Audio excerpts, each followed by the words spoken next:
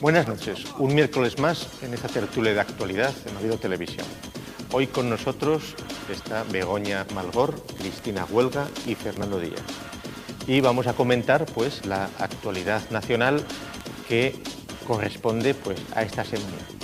Una de las noticias que más ha llamado la atención de los comentaristas y del público ha sido pues el retiro o la fuga o el descarte pues de Acebes, de Ángel Acebes, como secretario general del Partido Popular, que se une pues a la sorprendente escalada pues de crisis o renovación, o como se quiera ver, que está sucediendo en el principal partido de la oposición. ¿Cómo ven este asunto nuestros contertulios? Crisis, ¿qué decir otro? No, hace bien marcharse antes de que le echen, ¿no? De todas maneras no se ha ido todavía. Le ha dicho que no va a renovar, que no cuenten con él a partir de junio. Tampoco él puede... es decir, el cargo de secretario general es un cargo de libre designación por parte del presidente del partido, tanto a nivel nacional como en el caso autonómico. No es un cargo que eligen los compromisarios en el Congreso, sino que es un cargo que nombra luego el presidente del partido. Y todo parecía indicar que Rajoy no estaba muy por la labor de volver a elegir a Ángel Acebes como su secretario general. Sí, le ha ninguneado durante unos días sin hablarle, sin dirigirle la palabra, al parecer. ¿No? La verdad es que resulta un poco difícil de entender. Desde fuera, lo que está pasando en el Partido Popular se parece mucho a las crisis anteriores. Yo lo que espero es que no acabe tan mal como las otras veces, o que necesite tanto tiempo como en anteriores crisis para recuperarse, porque esto, en cierto modo, ya lo vivimos. ¿Os acordáis cuando en los tiempos de Hernández Mancha y la refundación, cuando apareció Aznar y se refundó el partido de Alianza Popular, pasó a Partido Popular? Hay algunos que incluso están, yo creo, deseando que vuelva a ocurrir algo parecido y que están ya intentando pedir que vuelva Papa Aznar, porque ya Fraga, el abuelito, ya está un poquito mayor para estas cosas, y que se produzca una especie de refundación. Yo creo que eso sería un error. Como un error también el que el señor Rajoy se empeñe en seguir liderando esta victoria-fracaso. Yo no sé si ganó o perdió las elecciones. Pero no, hay días que no lo tengo muy claro. De todas maneras, también podemos pensar que en el tema de Acebes es bueno, pues poner él personalmente fin a este bueno, pues de carrera política en ese puesto. O sea que yo también creo que hay un trasfondo a estas decisiones, pero que antes de empezar todos a darle vueltas y a buscar cuál es ese trasfondo, bueno, pues podemos pensar que efectivamente todos tenemos, bueno, pues durante un tiempo un desarrollo profesional y después las etapas las vamos cerrando. Porque en el caso de Acebes no puede ser algo así. Ha estado unos años y ahora él personalmente, sin que haya más... Pero no va a llamada telefónica. Bueno, eso tenemos que esperar. A ver. El problema es por qué no se fue antes de las elecciones. Yo no lo entiendo. Si tú crees que tu carrera política está terminada y que ya estás agotado, yo creo que tienes que hacerlo antes, que es que no estaba agotado. Si hubieran ganado las elecciones, esta figura no estaba agotada. Es lo que a mí me parece absurdo. A mí me parecen demasiados cambios, muchísimos cambios. Me parece que las escaleras se suben de peldaño en peldaño, no de dos en dos, y se están quedando sin equipo, y es un barco sin rumbo, sin deriva, y desde luego no le está beneficiando nada. Bueno, por eso se habla un poco de que se termina la época Aznar. O sea, se queda sin equipo, sin el equipo que tenía Aznar. Pero bueno, yo creo que a lo mejor quizás ahora, pues efectivamente es un momento de renovación, bueno, de que aparezcan nuevas caras. Está bien, esto del equipo Aznar está bien. Entonces, que Rajoy ha estado de convidado estos días, ha estado 4 años de excursión allí. No, de excursión no, pero bueno, efectivamente él se apoyaba un poco en lo que quedaba de la gente que estaba alrededor de Aznar. Si es verdad esa teoría de que ahora va a tener su equipo y el que estaba no era su equipo, es que ha estado 4 años de piltrafilla allí. Y si no es verdad eso, y es cierto que formaban parte de su equipo, la piltrafilla no es ahora. En cualquier caso, no, lo que dice muy poco es de él como equipo. Era un equipo, digamos, que estaba ahí y que él hizo suyo, pero lo hizo porque estaban ahí. Pero ahora, bueno, pues hay una época de renovación, de cambio y de que aparezcan nuevas caras. ¿No creéis que hay un mar de fondo detrás de la propia definición política difícil dentro de los distintos grupos y familias que conformaron el Partido Popular, fundamentalmente frente al problema de España? Es decir, en un momento en el cual el PSOE ha cambiado también su discurso... El problema es que tampoco deberíamos hacer especialmente sangre del Partido Popular, pero el problema yo creo que es general de todos los partidos en España, y que en realidad están a matar. Vamos a matar completamente destrozados. Aquí en Asturias andan peleándose por las sedes, a nivel nacional parece que van a tener que embargar la sede federal para poder pagar las deudas. Llamazares dijo que se iba pero no se ha ido. Quiero decir, Izquierda Unida está igual o peor. Y en el Partido Socialista las guerras son de varonías. O sea que el poder ayuda bastante a que esas guerras sean menos crueles o sean crueles de otra manera. Pero la guerra que es desatada dentro del PSOE por el tema de la financiación autonómica y el reparto de poder en el partido, vaya tela que tiene que cortar. El problema no es tanto del PP o del PSOE o de Izquierda Unida, sino del sistema. Vivimos no en una democracia abierta, vivimos en una partitocracia en la que el que se mueve no sale en la foto, como dijo en sus tiempos Alfonso Guerra. Entonces hay una lucha entre grupos de poder dentro de cada una de las formaciones políticas. En Izquierda Unida la pelea entre la vieja guardia del Partido Comunista y los renovadores, verdes y amarillos y colorados. En el PSOE los de una tradición más centralista o jacobina, con los nacionalistas y en el PP, pues socialdemócratas liberales. Claro, pero el problema es que la guerra se está dividiendo arriba. Y la militancia, tanto en el PSOE como en Izquierda Unida como en el PP, en la mayoría de los casos lo que está es saberlas venir. ¿Y qué dice usted que hay que votar?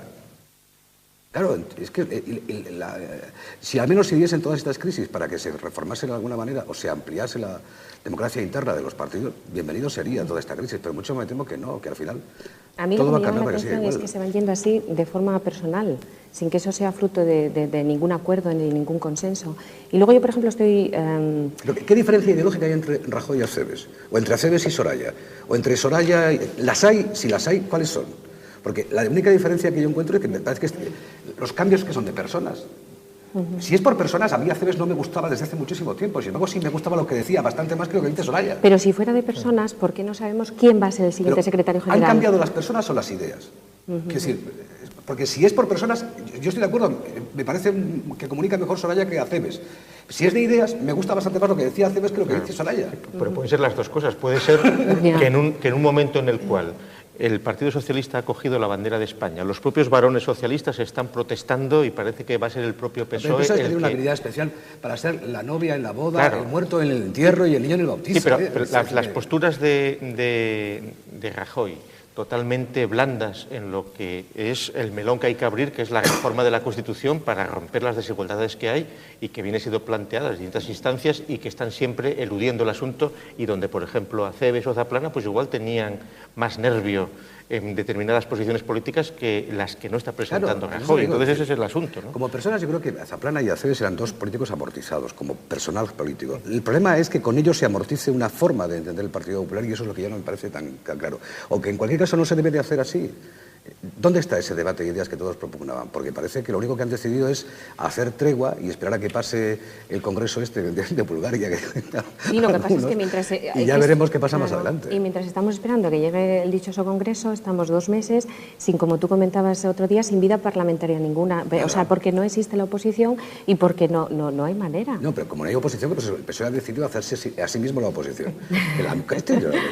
No, la Moncloa sigue en primavera. Ganó las elecciones antes y sigue ahí. Esta partitocracia tan peculiar que tenemos, ¿cómo analizáis pues la exaltación que han hecho del primer presidente de la democracia fallecido, Calvo Sotelo, que falleció pues hace unos días y que ha sido, a la opinión de muchos, pues un exceso de autobombo democrático por parte de los partidos? De una guerra muy similar a la que está viviendo el Partido Popular ahora.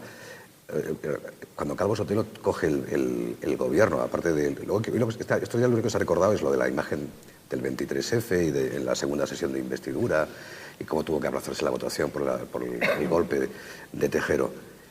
Pero habría que recordar que Calvo Sotelo en ese año de gobierno y cómo llega ahí con una UCD que estaba dividida, se habían partido los liberales por un lado, Alianza Popular no quiso pactar con la UCD el concurrir juntos a las elecciones. Era un caos la derecha y eso permitió que 20 y tantos meses después el PSOE se alzase con aquella famosa mayoría del 82. Calvo Sotelo fue un presidente de transición, denostadísimo durante los meses que gobernó, aunque lo hizo, y cuyo trabajo además luego no se apreció hasta muchos años después, y que hoy los mismos que le crucificaban entonces no dejaban de halagarle por aquella tarde en el Congreso. Bueno, A mí, Calvo Sotelo, en su momento, como me imagino que a la mayoría de los españoles, nos parecía un hombre triste, el caballero era triste figura, estaba bastante ridiculizado, no era un hombre especialmente apreciado. Llegó al cargo de rebote porque él no se presentó a las elecciones, él fue por el abandono de Adolfo Suárez, él no se había presentado como candidato para presidente del gobierno, fue el único que llegó al cargo sin haber sido candidato en unas elecciones a presidente del gobierno. Y hasta mucho después, yo redescubrí a Calvo Sotelo cuando en estos últimos años publicó diversos artículos en la prensa muy sensatos, y un libro que yo no leí en profundidad, pero algunos artículos y sobre todo algunos comentarios, y sus últimos artículos en prensa eran muy lúcidos. Cuando se planteó toda esta segunda transición, él recordó cuál era el sentido de la primera.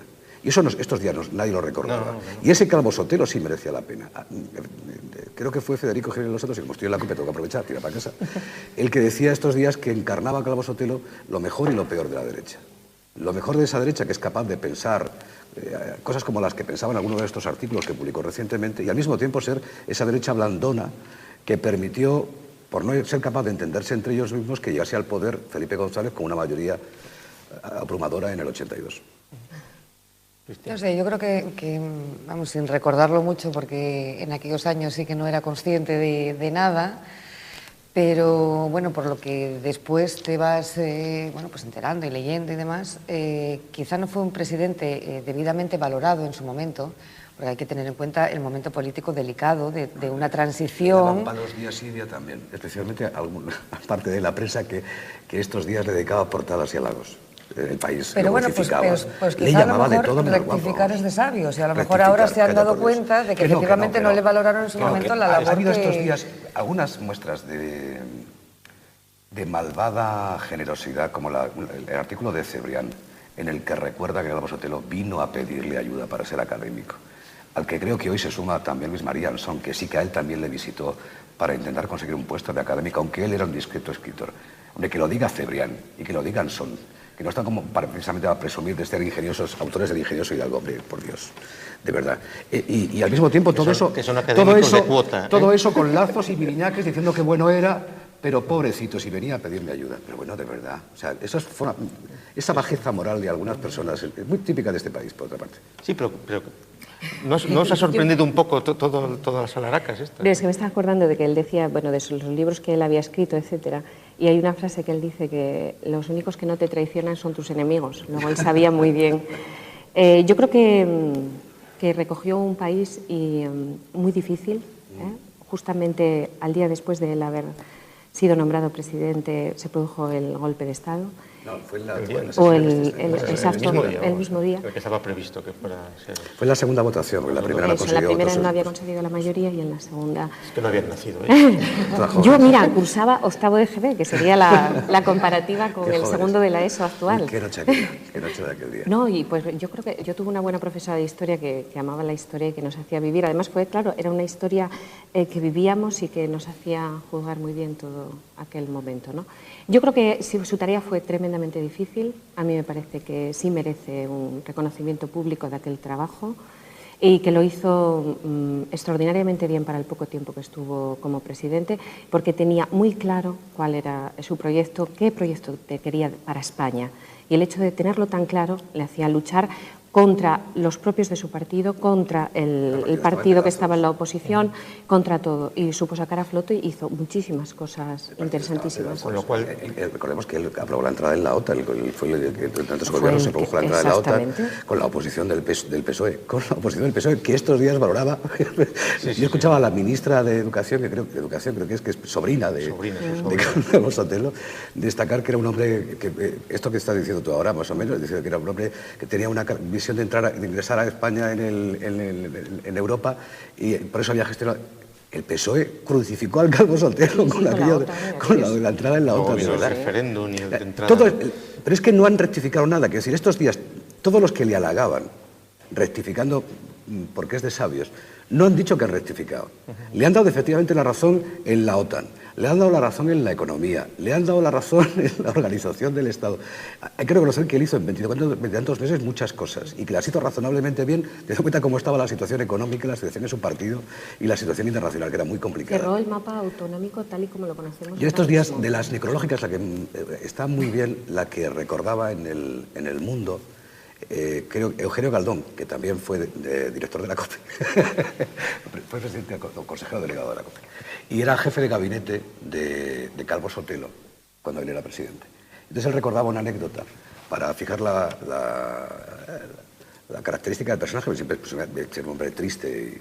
Y entonces el primer Consejo de Ministros, uno de los generales, una reunión con miembros del ejército después del golpe de Estado, porque él venció las presiones, muchos miembros del ejército querían que no hubiese juicio, que se acatase lo de la evidencia de vida y que no hubiese proceso, y él consiguió imponer que se realizase un proceso judicial a los autores de la intentona de golpe de Estado, y consiguió sacarlo adelante contra viento y marea. Entonces estaba reunido con varios jefes militares y uno de los generales, no recuerdo su nombre, le dijo: Leopoldo, sonríe, que viene la tele. Una falta de respeto absoluta, que era el presidente. Entonces Calvo Sotelo, creo recordar, contestó algo como: que yo sonría, como que usted se porte adecuadamente. Son dos imposibles. Son dos imposibles. Entonces creo que el general quedó absolutamente cortado, porque le había puesto en su sitio sin levantar la voz. Claro. Entonces, ese tipo de hombre tranquilo, muy culto, dicen todos los que le conocían. Yo tuve la oportunidad de alguna vez, porque él era jurado de los premios Príncipe de Asturias, era un hombre que visitaba Asturias, tampoco, yo creo que de conocerlo muy personalmente, pero sí de verlo y de escucharlo y de tratarlo bien. Sí, porque seguramente era un hombre muy culto. Han aprovechado los partidos para hacerse un homenaje a sí mismos y preparar también la línea. Pero que le escuchen lo que él decía. Pero que escuchen lo que él decía. El homenaje, todo ese hueco y vacío de las palabras de Zapatero, de un hombre. El homenaje es hacer caso a lo que él decía, él como uno de los grandes artífices de la transición. Decía que lo que no se podía hacer era inventarse esa segunda transición que se ha sacado de la manga en el Partido Socialista, aunque ahora intenten dar marcha atrás. Porque lo que están haciendo no es avanzar, sino retrotraernos a polémicas que ya creíamos superadas. Esa segunda transición es un gran error de estos 4 años que hay que parar cuanto antes. Con Tribunal Constitucional o sin Tribunal Constitucional. Bien. Y podríamos también, como estamos en mayo del 2008 y se cumplen 30 años del mayo francés, pues acordarnos un poco de lo que está pasando por Francia. ¿Tú estuviste en mayo allí? No, yo fui de los pocos españoles que no estuvo. Yo tampoco. Que no estuvo en mayo del 68. Pero... Yo en mayo del 68 yo creo que hice la comunión. La primera comunión. Usted es también muy joven. Se cumplen también ahora un año de la presidencia de Sarkozy, y entonces más o menos, y entonces en este año, ¿cómo calibráis que ha ido evolucionando esa sorpresa que supuso el Sarkozy en Francia? Es que hace mucho, es que no, como no voy por allí mucho, yo por lo menos admiro un poco más a mí me gusta más cómo se están comportando los franceses a cómo a veces nos comportamos los españoles. Puesto que ellos han votado en mayoría a este presidente y salió, perfecto. Pero eso no significa que durante 4 años puedan permanecer dormidos y dejar que hagan lo que quieran. Sino que cada vez que él hace una política que a los ciudadanos no les parece adecuada o que van a perder algo social, como fue el caso cuando hace lo de las jubilaciones que tenían que llegar a cotizar tantos años, la gente se revoluciona y se le pone en huelga. Pues a mí me parece que los franceses viven y no... Esto de que está mal este Sarkozy, ¿quién lo ha dicho? Encuestas. ¿El país fue? No, sí, pero las encuestas muy bajas. Las fuerzas del mal. Sabes que hay mentiras muy gordas, mentiras enormes y luego encuestas. No, pero es verdad. Creo que George Bush es presidente de los Estados Unidos en contra de la opinión mayoritaria de su país.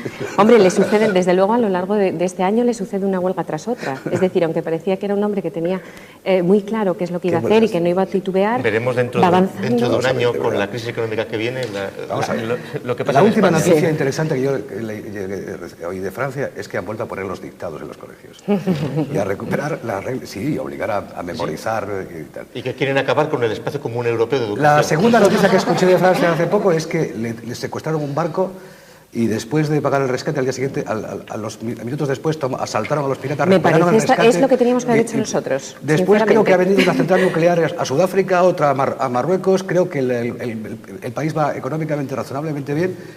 Y además este hombre se ha casado con una mujer preciosa que todo el mundo le envidia.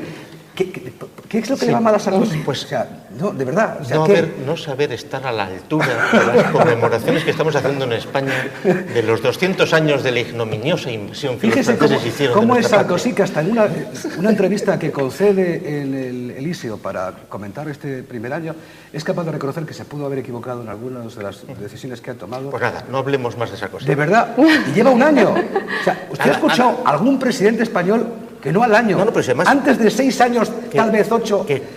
Cuanto Creo peor, que Felipe González necesitó llegar hasta el 93 para decir aquello de que he entendido el mensaje. cuanto peor les vaya, mejor. 11 años. Cuanto peor les vaya, mejor.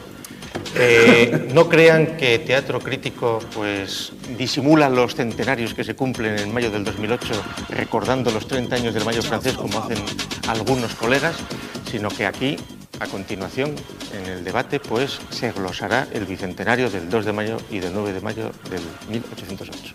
Buenas noches.